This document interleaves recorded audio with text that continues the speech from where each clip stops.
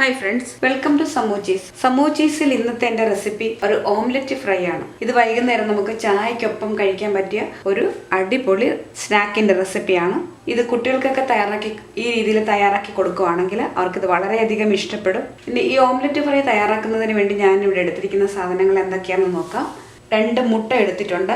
ഇനി ഇതിലേക്ക് അല്പം കുരുമുളക് പൊടി, ഒരു പിഞ്ച് മുളക് പൊടി, ഓംലെറ്റിന് ആവശ്യമായ ഉപ്പ്, ഇതെല്ലാം കൂടെ മിക്സ് ചെയ്തിട്ട് നന്നായി ബീറ്റ് ചെയ്തെടുക്കണം. ഇതെല്ലാം കൂടെ നന്നായി ബീറ്റ് ചെയ്തിട്ട് ആദ്യം നമുക്ക് ഓംലെറ്റാണ് തയ്യാറാക്കി എടുക്കേണ്ടത്.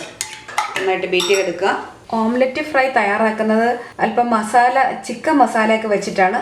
ചിക്കൻ മസാല തയ്യാറാക്കുന്നതിന് വേണ്ടി ഞാൻ ഇവിടെ ഒരു ചെറിയ കഷ്ണം ചിക്കൻ അല്പം ഉപ്പും കുരുമുളക് പൊടിയും ചേർത്ത് വേവിച്ചെടുത്തിട്ടുണ്ട്. അതൊന്ന് നന്നായിട്ട് പൊടിച്ചെടുക്കണം. പിന്നെ ഞാൻ എടുത്തിരിക്കുന്നത് ഒരു സവോള, അല്പം മല്ലിയില, 2 പച്ചമുളക്, ഇതെല്ലാം നല്ല ചെറുതായിട്ട് മുറിച്ചെടുത്തതാണ്. ആദ്യം നമുക്ക് ഈ മസാല ഒന്ന് തയ്യാറാക്കി വയ്ക്കാം. എടുത്തിരുന്ന ചിക്കൻ കഷ്ണങ്ങൾ ഞാൻ ഇതുപോലെ പൊടിച്ചെടുത്തിട്ടുണ്ട്. മിക്സിയിലിട്ട് അടിച്ചെടുത്തതാണ്. അതല്ലെങ്കിൽ കൈ കൊണ്ട് ഞെരടി എടുത്താലും മതി. ഞാനിവിടെ മിക്സിയിലിട്ടൊന്ന് പൊടിച്ചെടുത്തിരിക്കുകയാണ്. അതിനകത്തേക്ക് നമ്മളിവിടെ എടുത്തു വെച്ചിരിക്കുന്ന 2 പച്ചമുളക് ഇട്ട് കൊടുക്കുക.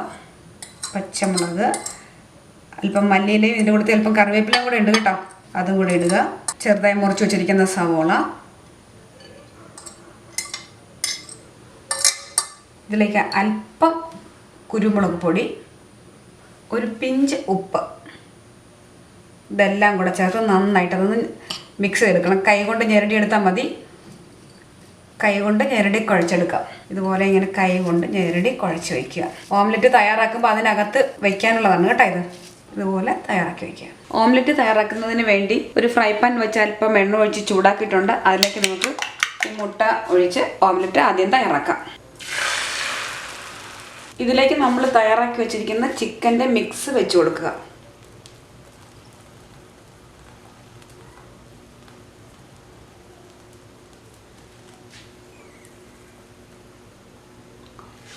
ഇനി ഇതൊന്ന് റോൾ ചെയ്തെടുക്കണം.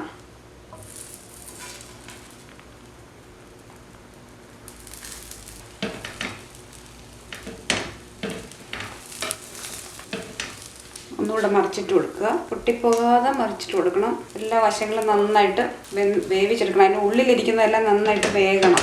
ഓംലെറ്റ് ഇവിടെ റെഡി ആയിട്ടുണ്ട്. നമുക്കിത് തണുത്തതിന് ശേഷം മുറിച്ചെടുത്ത് ബാറ്ററിൽ മുക്കിയിട്ട് ബ്രെഡ് ക്രംസ് കോട്ട് ചെയ്തിട്ട് ഫ്രൈ ചെയ്തെടുക്കുക. ഓംലെറ്റ് എല്ലാം ഞാൻ ഇതുപോലെ കട്ട് ചെയ്തെടുത്തിട്ടുണ്ട്.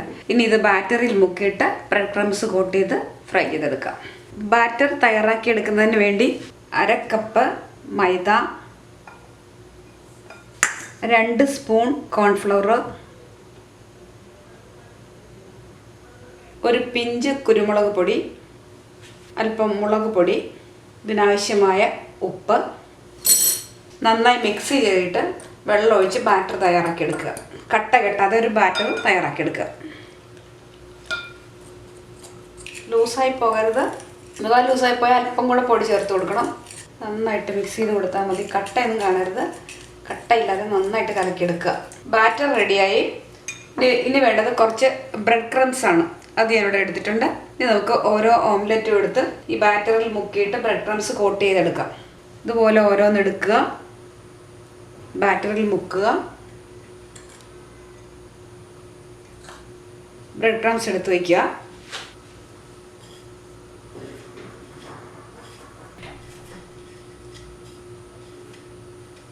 ഇതുപോലെ തയ്യാറാക്കിയെടുക്കാം. ഇതുപോലെ നമുക്ക് ബാക്കിയുള്ള എല്ലാം തയ്യാറാക്കിയെടുക്കാം. ഇത് ഞാനൊരു പാത്രത്തിലേക്ക് വയ്ക്കുകയാണ്. കണ്ടോ, ഓരോന്നെടുക്കുക, ബാറ്റർ മുക്കുക, ബ്രെഡ് ക്രംസ് കോട്ട് ചെയ്യുക. ഓംലെറ്റ് എല്ലാം ഞാൻ ബാറ്ററിൽ മുക്കി ബ്രെഡ് ക്രംസ് കോട്ട് ചെയ്തത് ഇതുപോലെ എടുത്തിട്ടുണ്ട്. ഇനി നമുക്കിത് ഫ്രൈ ചെയ്തെടുക്കാം.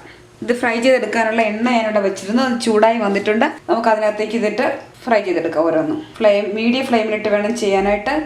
നല്ല പെട്ടെന്ന് ഇത് കരിഞ്ഞു പോകും.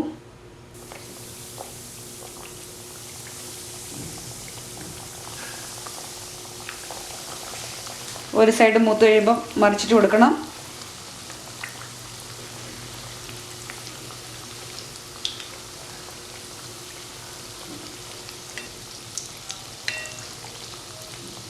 ഓംലെറ്റ് ഫ്രൈ ഇവിടെ റെഡി ആയിട്ടുണ്ട്. നമുക്കിനി ഇത് കോരി മാറ്റാം. കണ്ടോ, നല്ല ക്രിസ്പി ആയിട്ടുള്ള ഓംലെറ്റ് ഫ്രൈ ഇവിടെ റെഡിയായി.